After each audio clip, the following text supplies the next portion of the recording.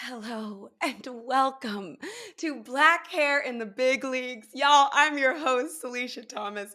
I am so giddy today. My guest who I have on today, oh my goodness, I've been wanting to ask her to come on my show for so long and I was too nervous. I finally asked her and she said yes. Oh my goodness. I'm so happy to have her.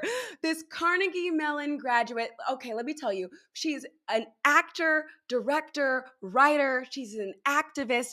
The list of labs, readings, workshops, off-Broadway productions that she has done is it's truly endless. But some of the off-Broadway shows include Invisible Thread, Heathers, Little Women, which she was nominated for an Antonio's Award for. Come on, Antonios. If you don't know what that is, if you're listening, that's the Black Tonys, and it is so lit. Most recently, I believe she was in Bliss at Fifth Avenue Theater. And if you didn't know, she also was on a soap opera for a few years called The Bold and the Beautiful, where she played Daisy Leigh Forrester. And I believe she was nominated and won an Emmy for that. Well, we could talk about that soon.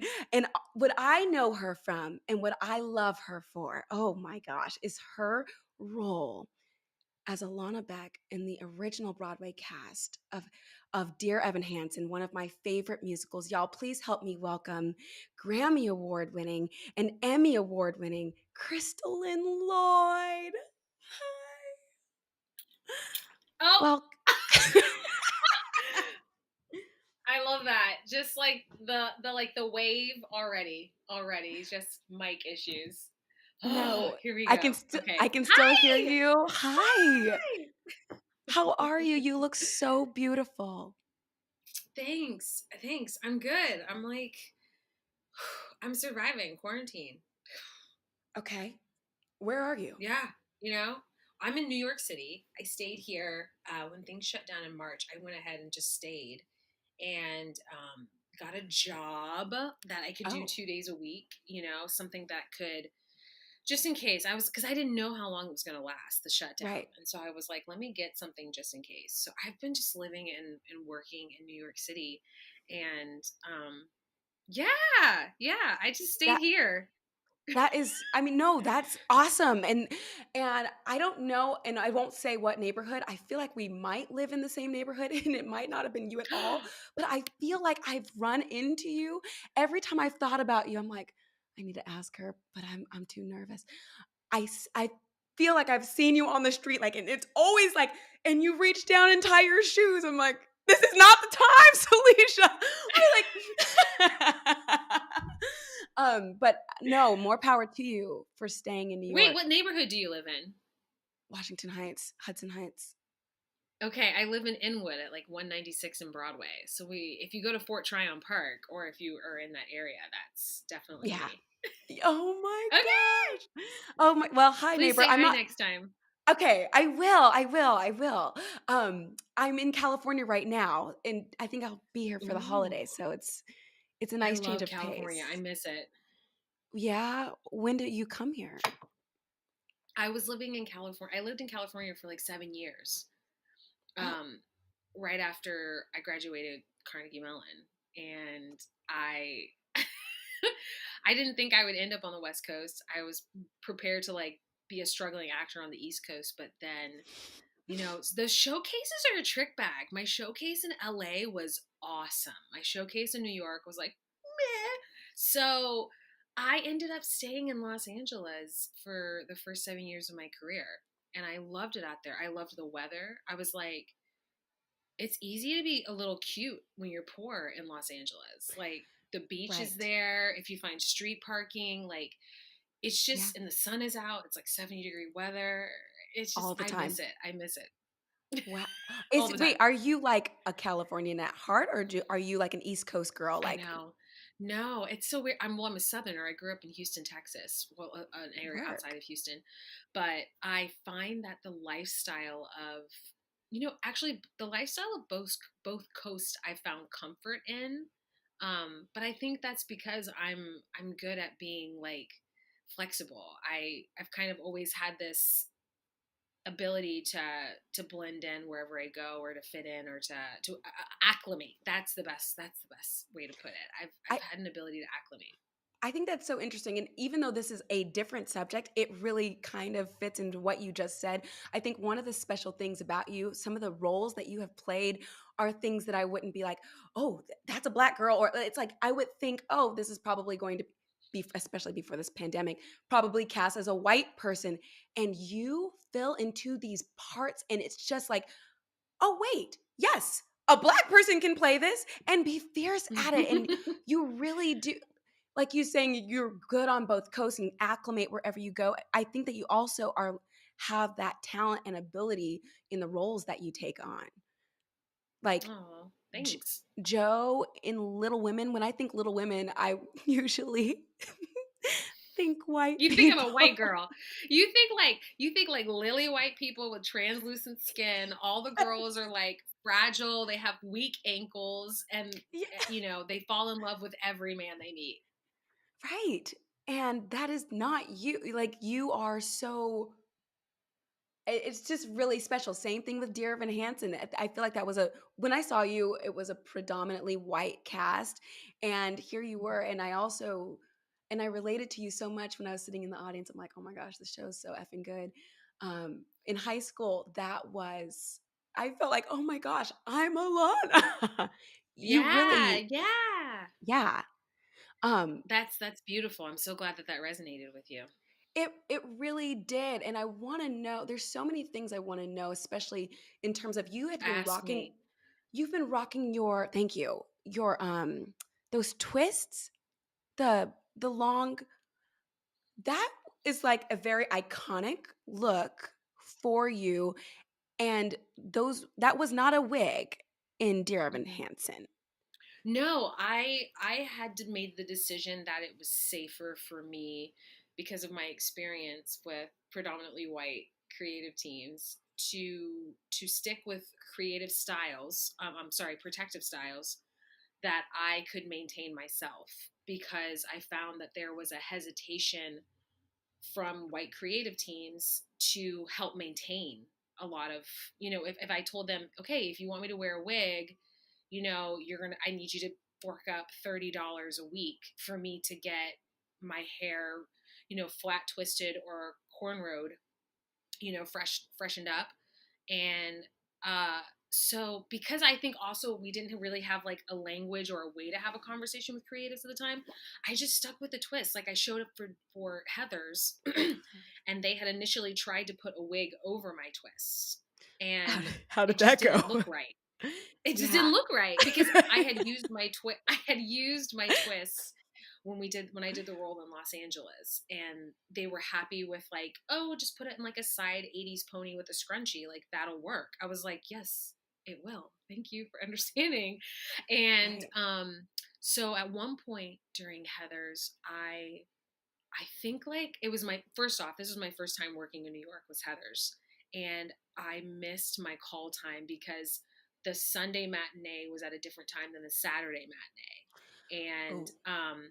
I showed up, and the show needed to start in like 5 minutes, Oh my and gosh. they were like, we don't have time for a wig, so just go out with your hair and just use this red scrunchie.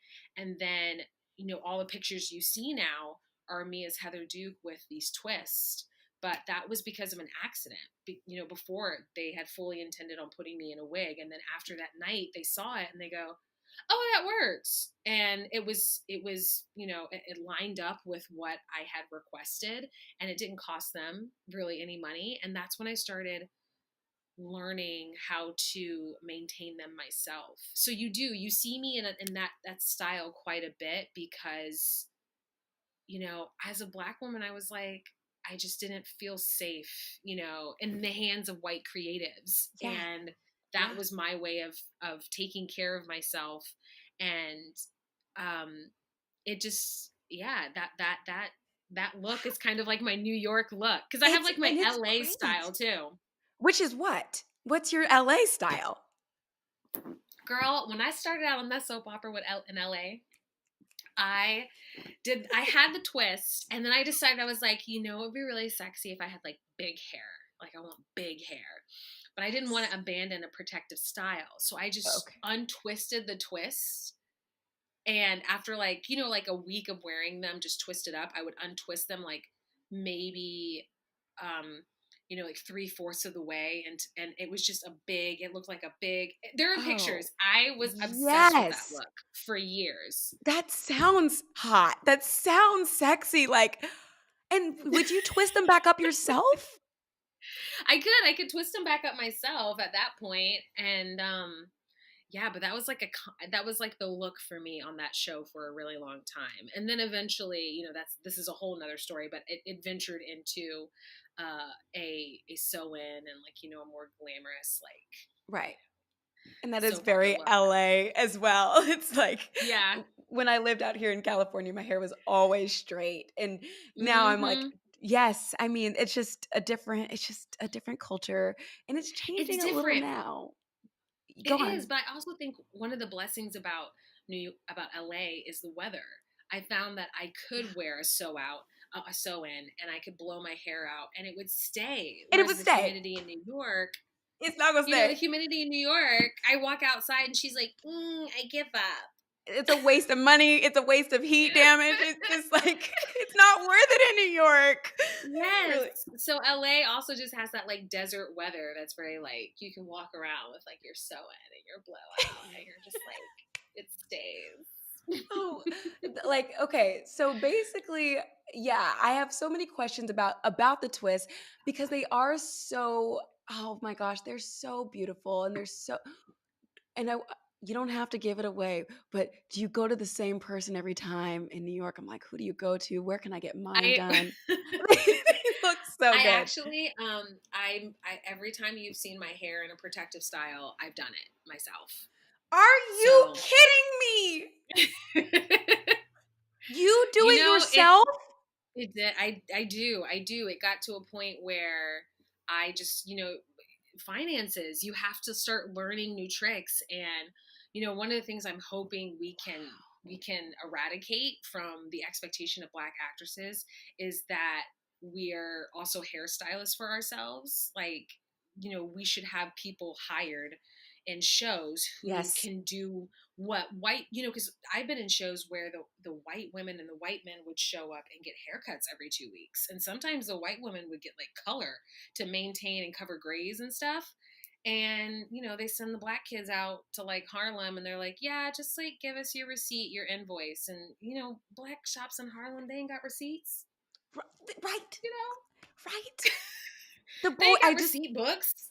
right. I just sat down with some of the boys from Beautiful on Broadway and on the tour last night and they were like, "Yeah, we have to go when we were on tour, we would go to these random barber shops and have to bring a receipt and them bringing back a cardboard like there's no receipts." So There's no all receipt.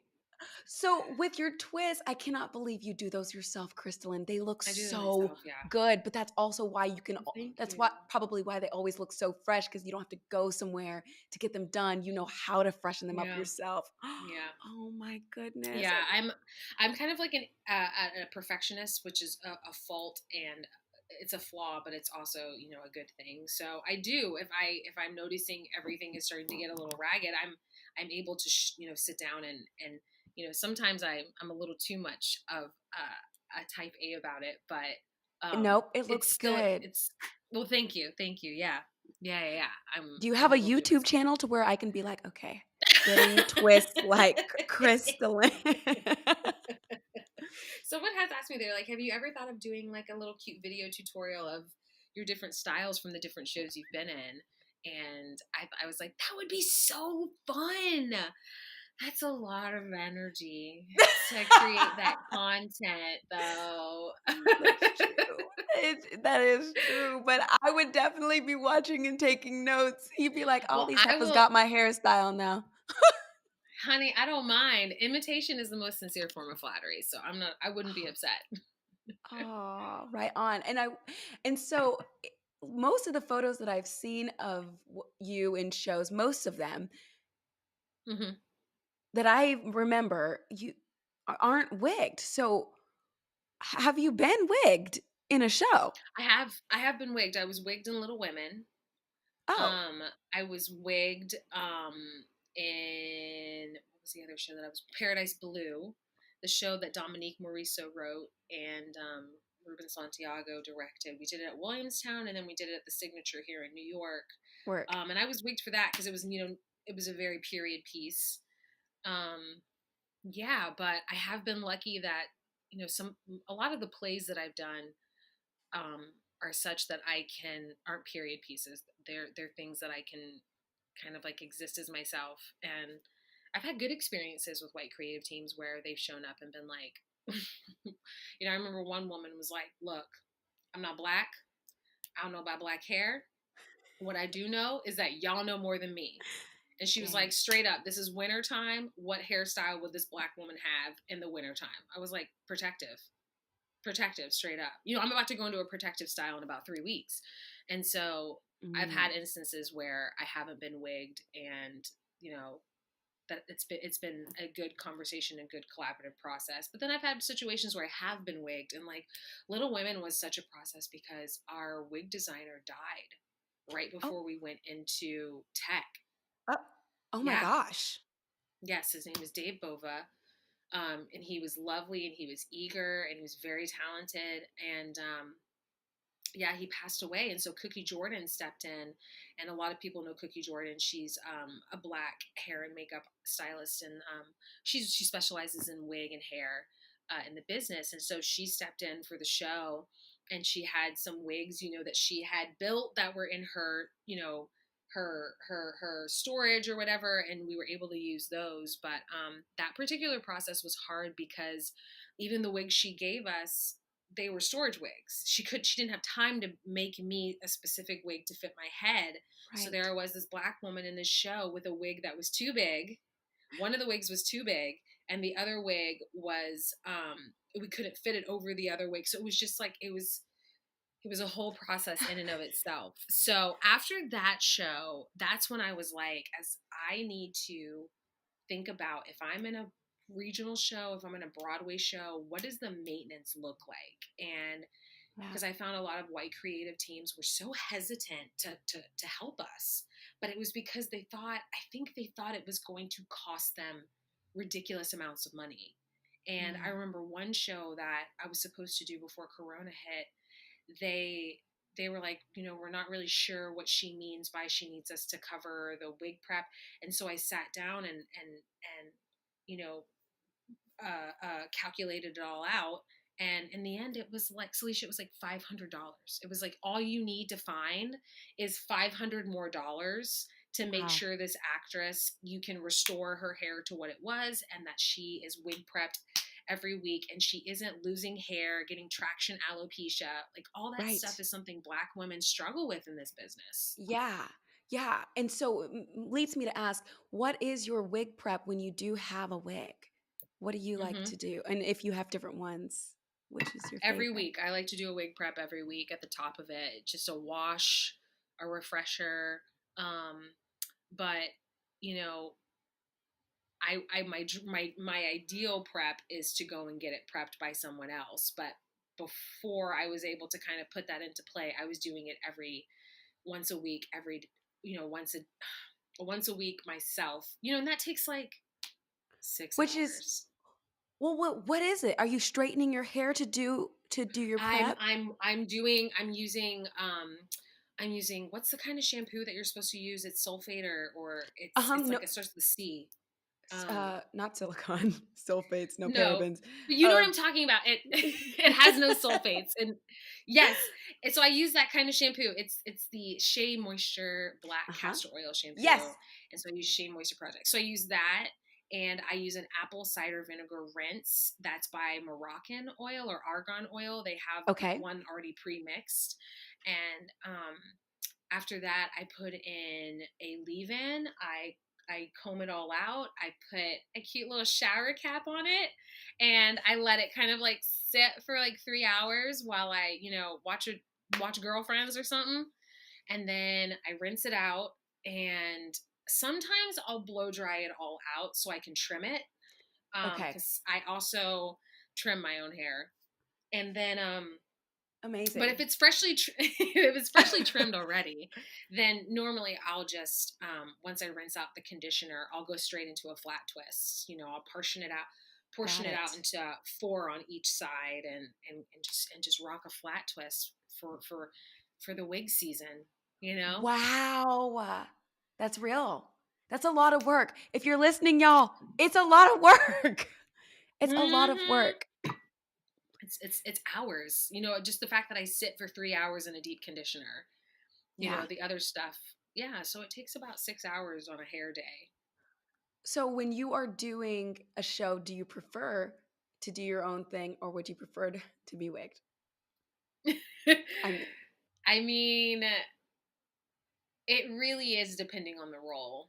As much as I want to protect my hair as a Black woman, I'm still an artist, and I don't want to walk into a period piece and everybody else has period hair, and then I walk in with like kinky twist or box braids.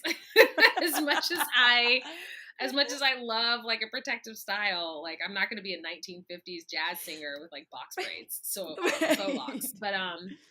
But I do like I like them for what they are. I like the opportunity to get to try and to do different styles. That's part of the beauty of being a Black woman, Yeah. and it's so the versatility is so magical for us, you know. Yeah. Can I say that? So um I've always seen you mostly with your twists. And Mhm. then one day I pulled up my Instagram and there you were with this afro. I have chills just thinking about it. Kristolyn, I Aw. remember it was a pause. It was like, everybody stop what you're doing, hold up. And I stared, and your afro right now is so beautiful. I Thank remember, you. you're welcome. I stopped and I stared at this photo of you with your fro. It's the first time I'd ever seen your with your knot twists. Mhm. And I said, "Oh, oh, she's a woman." Like honestly, like I had this, I had no idea. First of all, you're ageless. That's first of all. That's first of all. And Oh, I thank saw you in you. Dear Evan. You're welcome. You knew that. Come on, Black don't crack. You look so good. In Dear Evan Hansen, you were so youthful. And when I saw you with this afro and the look in your eyes, I you looked so powerful. Mm. You looked Yeah. like Thank a just a whole woman, a full like I just it made me pause and I said, "Oh, I just wanted to say that it impacted me in a I don't know, big, small, whatever. I just thought it was a very beautiful thing and I think there is you. something to that of when we are in our natural hair, how powerful it can be, and it just that's the way it Yeah. grows out of it's just how it grew Yeah. out of your head. That's how It's you're looking like how I that don't know was what to do. It just grew out of my head. It just that's how it is.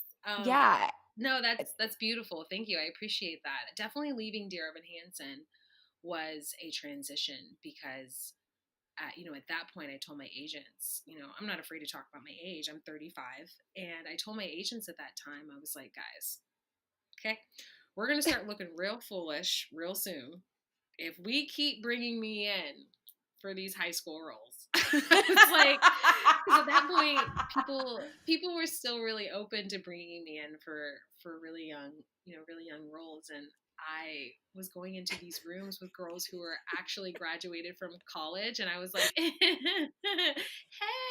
just the Hey, old lady." It just made me. I was like, one, shut you up. can't have me go in for these roles anymore because now I'm just feeling like an old lady. And two, I was like, we all are starting to look a little delusional.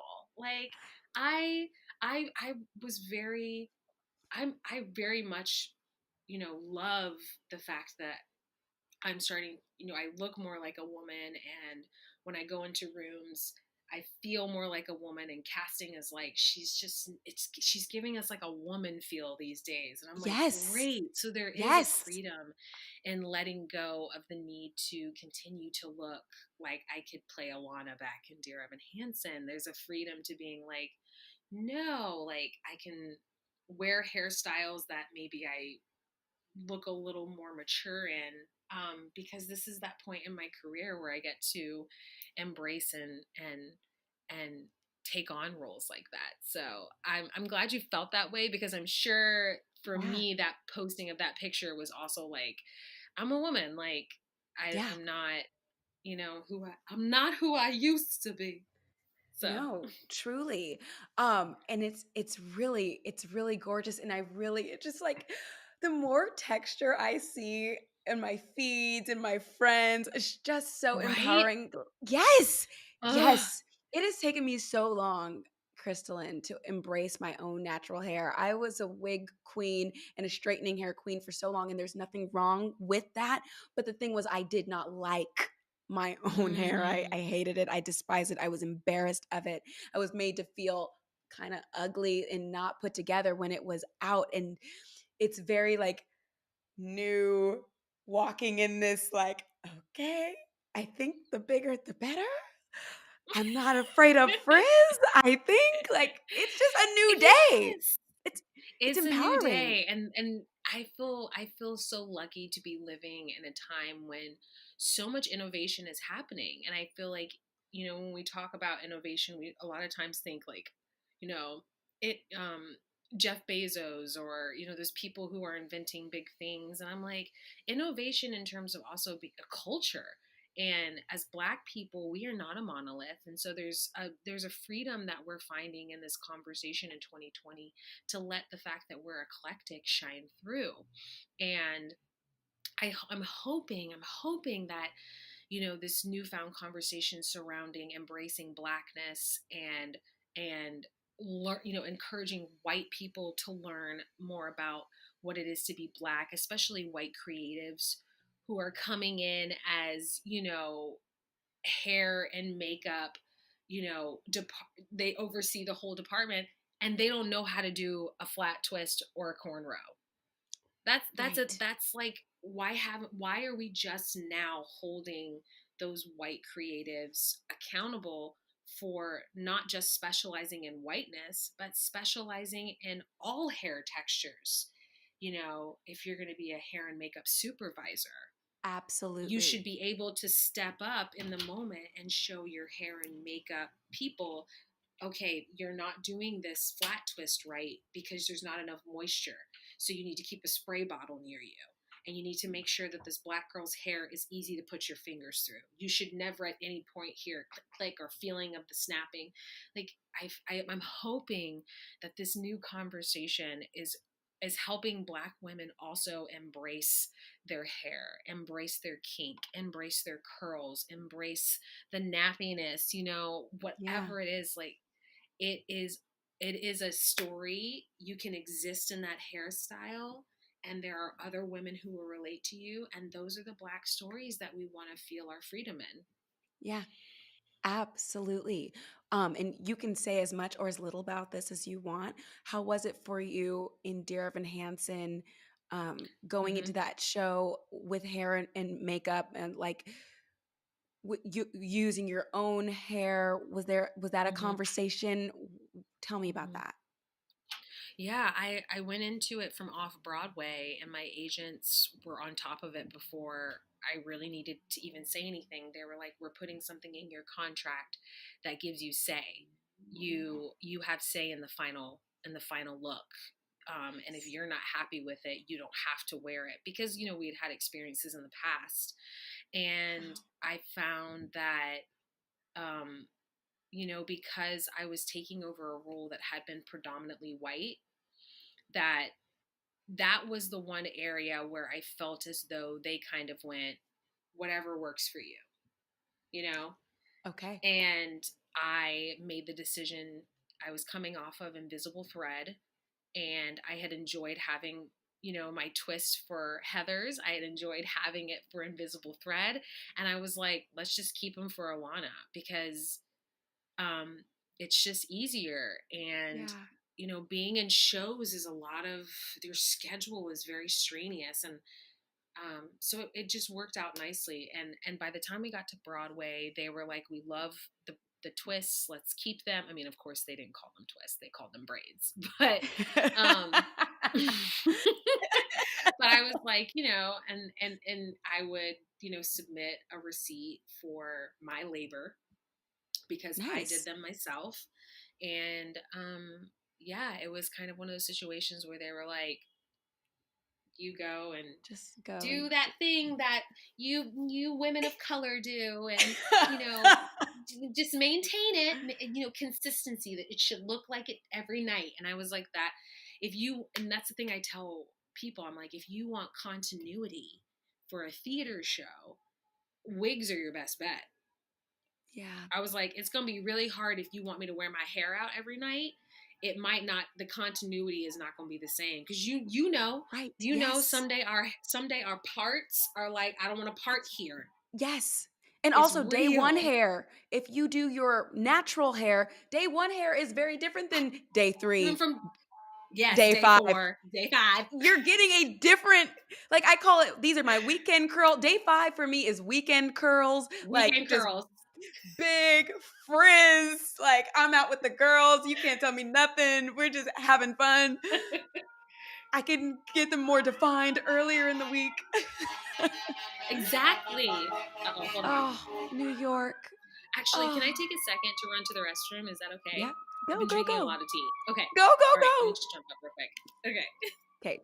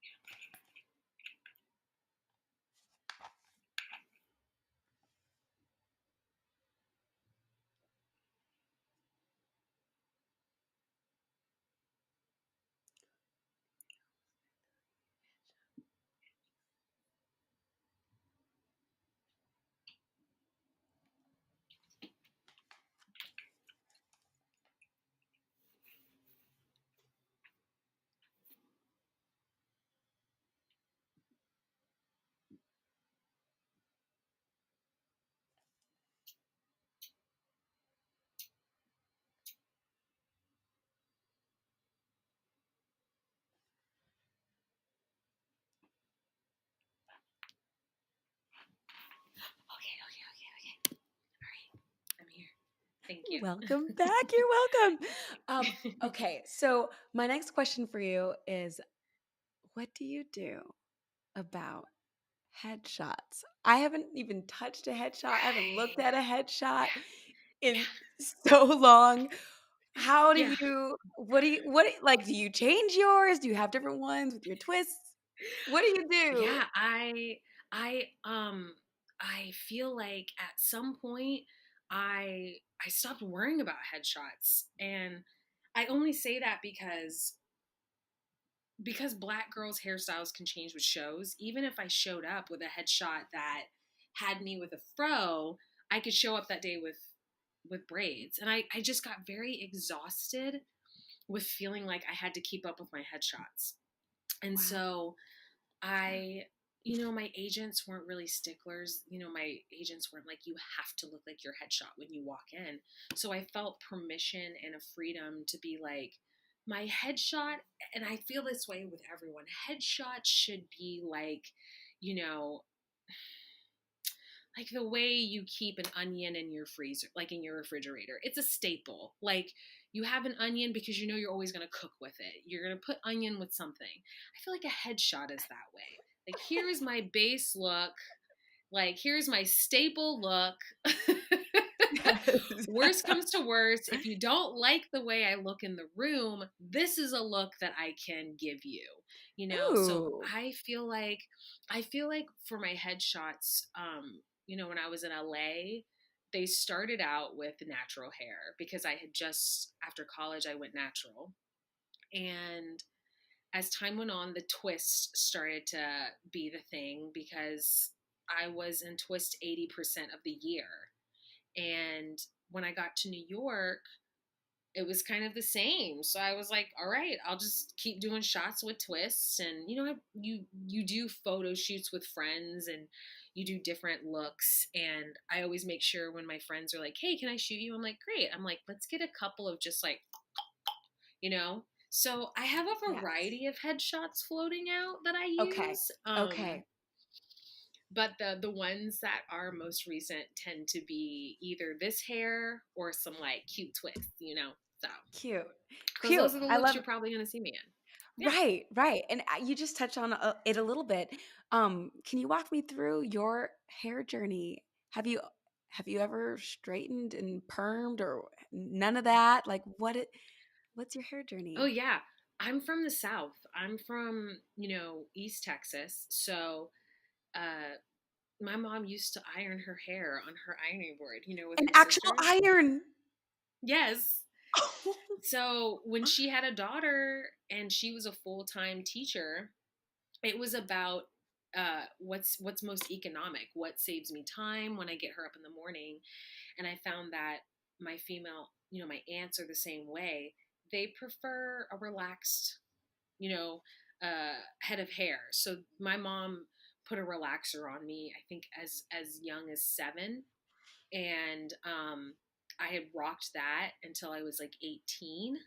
Oh. And when I got to college, I saw all these women around me who had this beautiful curly hair, and I grew up in a predominantly white community, white church, white school, white neighborhood, white swim team, soccer team, you name it. I All was of it. one black girl among, probably 10, 15 white people everywhere I went. And the idea of seeing these women with this curly natural hair, and it was so intoxicating and exciting. I was like, and they look beautiful, and Right. their hair is shiny and it is moisturized. Like, it is not at all what I was made to believe kinky natural hair is going to be. And so I started asking questions, and then like I remember I got box braids my sophomore year of girl, because that first year of college I had like a cute, like relaxed look, and I would, I'd like blow it out, and then I would flip it up. So it had Oh, this cute bob yes, that sat like right yes. here, and it was a flip out. And so every time I would move, it would kind of like bounce with it. It It was so sounds silly. cute. It is cute because in high school, I was cast as Hamlet my senior year, and to be so method, I was like, I'm cutting off my hair. So, I Oh had hair like down to my here, and I told my mom, I was like, I'm cutting my hair like up to here.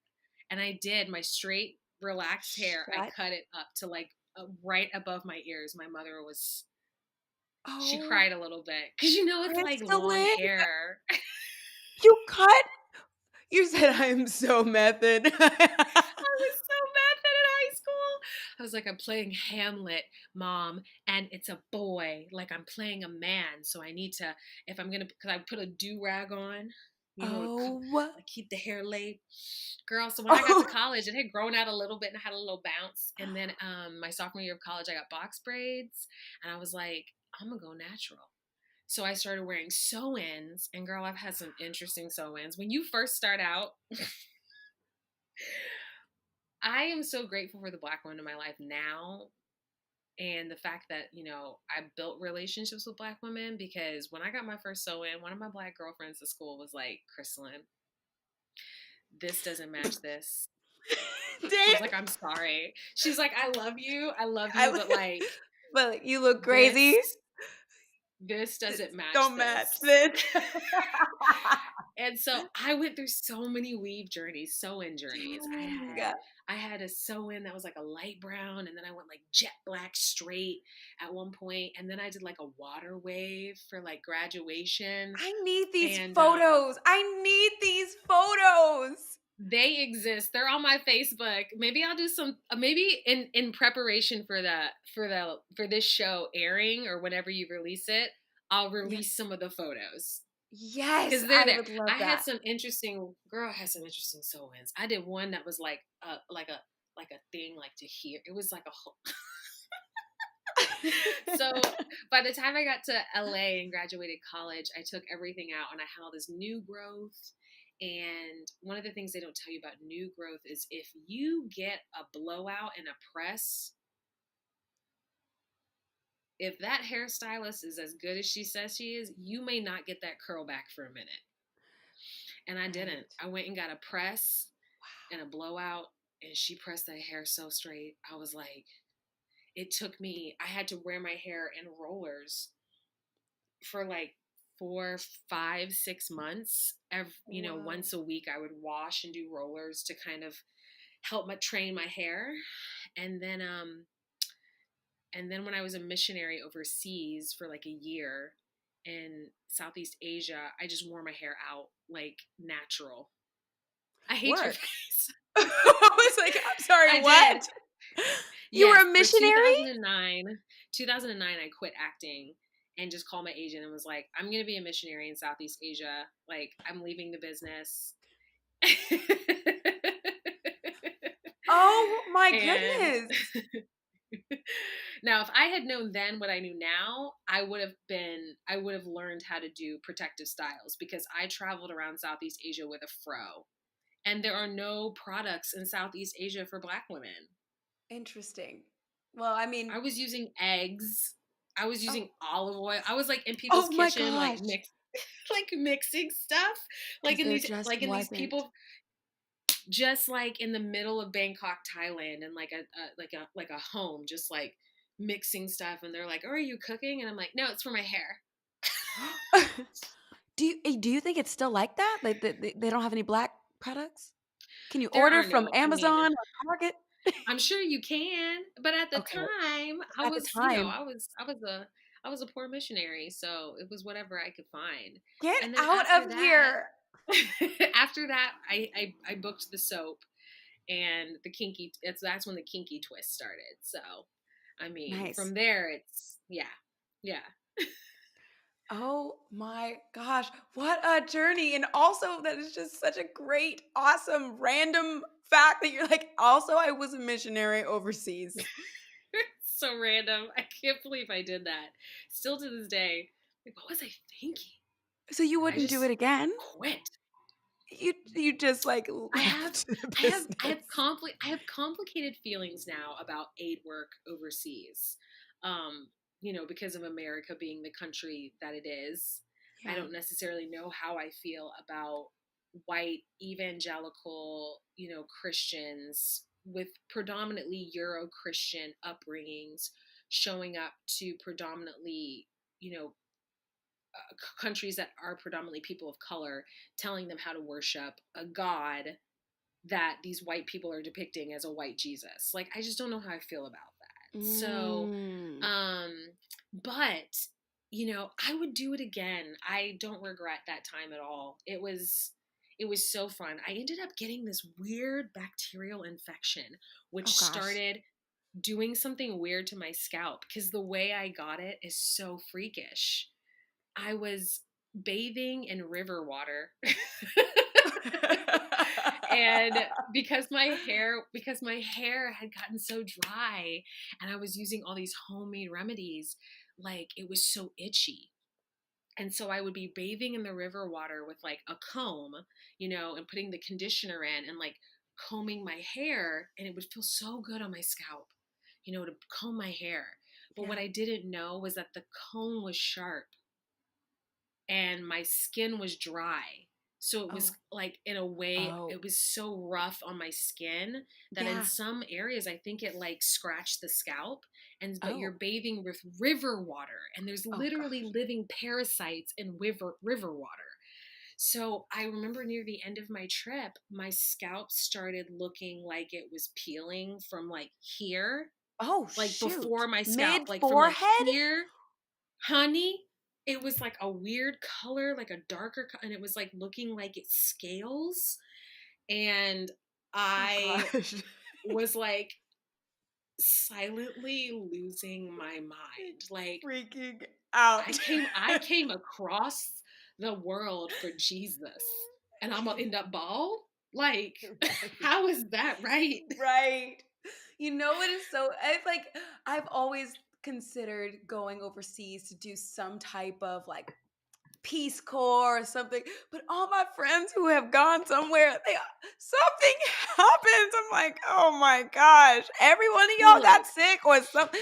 What? something. So it's a risk. I get it. Not Yeah, everybody who goes over is gonna get sick. right, but right. but I didn't have a Black Christian woman who had done missions. Like, I had never met one who had spent time overseas like that. The person who introduced me to the program was a white woman. And Mm, so had, I known that Black women had traveled for months out of the country, I could have called one of them up and been like, help me prep for this. And if a Black girl called me now, I tell her protective style, ship yourself, yes. like, or have a friend ship you Black hair products, like a restocking of it for your Yeah. personal inventory, because protective styles it's just so much more manageable and feasible. And I actually thought about writing a blog called Peace, Love, and Hair Grease when I finished that Ooh. missions trip, because I was like, it would be so great to talk about my time as a missionary in case there are other Black women who want to venture into that world. Yeah. Because I just would have loved to have someone in my life who had those kinds of resources. So Right. Sorry, you just like pulled your curl and it snapped right back and it looks so healthy and it looks so moisturized. And I'm just like, yeah. yes, Ooh. yes, yes, yes. What are you using? What products do you have in there? What Oh, right. I use black castor oil. I swear by it, and I've had a couple of hairstylists who thought black castor oil was going to be too heavy for my hair type, but right. it works so well for me. So My you hair put it in grows. the actual hair, So not the scalp? after I put it on the scalp Okay. before, and like today I was in a hurry, um, and so I just did Echo Gel, and Oh, Eco Styler? I'm gonna rinse. Yeah, Eco Stylers. Like, I'm just gonna rinse it out like tomorrow, because you know how Okay. Echo Gel does. It's good for one day, and then it likes to, like, put you on blast with the little white flakes. Yes, So it does. I um thought that was just me. no, it will put you on blast. And so I'll do it for, like, it's good for a quick temporary moment, but I'm in wig season right now for my hair care. So I suffered traction alopecia, and from like the last couple of shows I did in protective Mm, styles and wigs. And so once we got into quarantine, I started seeing a Black dermatologist, because I was great. like, is this going to be permanent? And he put me on Rogaine for women, and this other thing that's supposed to like soothe the areas where the traction alopecia happened. And um, so um, I just wanted to say that, because I know a lot of Black Yeah. women in our business suffer from traction alopecia. Do you feel comfortable saying what that is for those who are Yes, I listening? don't mind at all. It's traction alopecia. I suffered it from wig pins, shoving Yeah. of wig pins along my Yes. edges. And Black Yes. women already have genetically, like, our hair is fragile around some of our edges. And so, Yes. at least for my family, so I already have thin edges, and the shoving of the wig pins rubs against the scalp and it breaks the hair follicle off. And the more it keeps doing that, your hair follicle gets damaged. And so your body stops producing hair in that follicle. So you start to go bald. And the more it happens, the more of your hairs that will start to develop that habit of just not growing hair. And you can reverse it in some cases. Luckily, my dermatologist was like, I think we can reverse it. And, but there are some women who it actually starts to spread in different areas of their Oh. scalp once it's started in one area, because you're trying to constantly cover it up. You start to and unknowingly do it to the area around it, which is why once it starts Oh. happening, I really just want to encourage women to just call a dermatologist. I have a Black dermatologist. I can give you the info. Yes. And he was great. He understood. He understood hairstyles and Black women hair. There was no having to explain to him, why this style works and this doesn't. So yeah, I highly recommend if that's something you're noticing thinning, you're Yeah. noticing that you have some bald spots, just call a dermatologist, grab some Rogaine for women, Wow. let them help you. I'm I so just glad was that you're like, saying that because I feel like yeah, I've sat down, especially for this, with a lot of women on Broadway, and we're all talking about the same, like, well, my edge is right here where the pins right go. Like, here. I ain't got no hair right there, but everywhere else I'm okay. Like, it's a thing. It is a thing. 8 times a week when you have to wear that wig and maybe some quick wig changes every time throughout a show, it's like, it adds up. It adds up. It And adds so up, and you were it can be not aggressive, alone. especially especially them quick wig changes when everyone's like, Uh-huh. and then you're like, okay, Frantically. go. People are shoving metal and silver and brass and sharpness into your scalp and your hair, and our hair is so beautiful, and the curls are, they're fragile. You can't treat it like that, Yes. Oh my goodness. I'm so glad that you touched on that. And you know what? Especially like looking at you, I would never guess that in a million years. Your hair looks thick. It looks healthy. It looks Thank you. full. And so I think it's a really beautiful thing that you like touched on that because there are a lot of other women who are probably going through the And same. that is something my dermatologist told me. He was like, this is not uncommon, Yeah. especially in our culture where wearing wigs is so normal, and the way that some women put wigs on with the glue and the, you Yes. know if you don't know what you're doing, you can seriously damage your hair. So you're not alone, girl. Just like you said, you are not Not alone. alone. You are not alone. Dear Evan Like Hansen. truly. Yeah. Come on, Grammy. Come on, Grammy. I was like, what is that behind her? Oh, yes, you better, honey. Also, your look for when you received that Grammy is so freaking fierce. You had that Oh, the bandage. tuxedo. Oh, no, no, no. It No. was the jacket. It was the jacquard. Yes. And then you had Yes. that, like, I don't know, like a leotard underneath it. I'm like, oh my gosh, you are I so, loved that look. I it was loved so that look. fierce. Though it was designed specifically for me. I got hooked up with this stylist named Lawrence Bass, and she had done, I think, Project Runway, and I told her, I was Fierce. like, I want Game of Thrones. This is the Grammys. Like, I don't know when I'll ever go to another Grammys. Give me Come on. Cersei Lannister from Game of Thrones. I want something dramatic. And I pulled out this romper from like Rent the Runway that had like a V cut right here, and then it Yes. had like a halter. And so when the jacket hit and those shoulders, I was like, Oh, this is it. This is it. wow. It was so fierce and very memorable. I'm about to let you go. I do Thank have you. one more question, and Of I course. just I'm so happy to talk with you, finally to formally meet you. Well, I'm so glad Um, you asked me. Thank you. oh, you're so lovely and you're so classy, and I don't ever let these episodes go on this long, but I just love your energy and your spirit. And I'm like, I could hang out with you for a long time. So let me cut this off Aw. before this turns into a 2-hour episode where I It's really just want to okay. hang out It's with totally you. fine. I felt bad that we ran a little late, so I'm totally fine to stick. So thank you for having me. Now, I wanted to know, being a part of Dear Evan Hansen, you knowing that, okay, this is a successful show that's probably going to be around for so long. That was also, I think, your Broadway debut, which is so Mhm. ironic because you've done so much.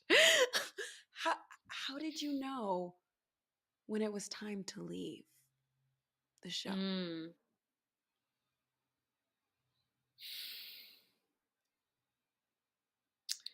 For me, it was the same feeling I got doing the soap opera. It was this feeling of restlessness, and for me, my path was never straight musical theater. Even when I got to Carnegie, I wasn't in their musical theater program. I was an actor. That's what I graduated as, was an actor. But I ended up showcasing as musical theater because um, worked really hard to get that education and convince them that I could, keep up with my classmates. And so, it's just the same feeling I got when I was like, I just knew that I wasn't supposed to stay in a musical for 3, 4, 5 years. One, I mean, I don't think they were going to keep that original cast of 20 and 30-year-olds for too long. I mean, but it was So, years though. It was y'all so together was yes, years. we together were a good combination. But I Yeah. think at one point even the producer had to go. One of the blessings of hiring people those age is the maturity. But that show Right. is for that Gen Z. The show is it's for everyone, but those are the stories being told, or the teenagers. And so I knew I wasn't gonna stay for much longer anyway, because I was like 30 something. No So one knew that. when I I mean, got, a lot of people didn't, and a lot of people didn't even know it was me when I would talk to them, which just was so fun. But when I got the offer for Paradise Blue, I was like, oh yeah, I want to keep doing different types of theater and different genres, and I want it to have different tones. And that's the one, that's something that I feel very proud of when I look at my resume, is that it's a variety of yeah. different things within our sphere of acting. And so I just knew it was time. It felt right. And Phoenix Best had um, gone on for me when I was on vacation, and it worked out perfectly that she could just come into the Mm. role. She actually lives with me right now, which is so fun. Really? That's so Yeah, so cool. it's yes, it's so sweet to be living with the person who took over for me. But one of the reasons I also created that role was so I could leave it to someone else. Wow. When I said yes, every role I've said yes to since moving to New York, my thought has been, I'm going to help create this role the best that I can for whoever's coming after me, because I would have wanted that stepping into a Black role, that the woman in front of me who created it asked the questions that needed to be asked and set that role up to go to someone else. Legacy is very important to me. So the idea of leaving the show so that another Black girl could come in and make money and have her Broadway experience, I was like, yeah, I have no problem giving this role over to someone else. So, We're going to end right there because that is so okay. beautiful.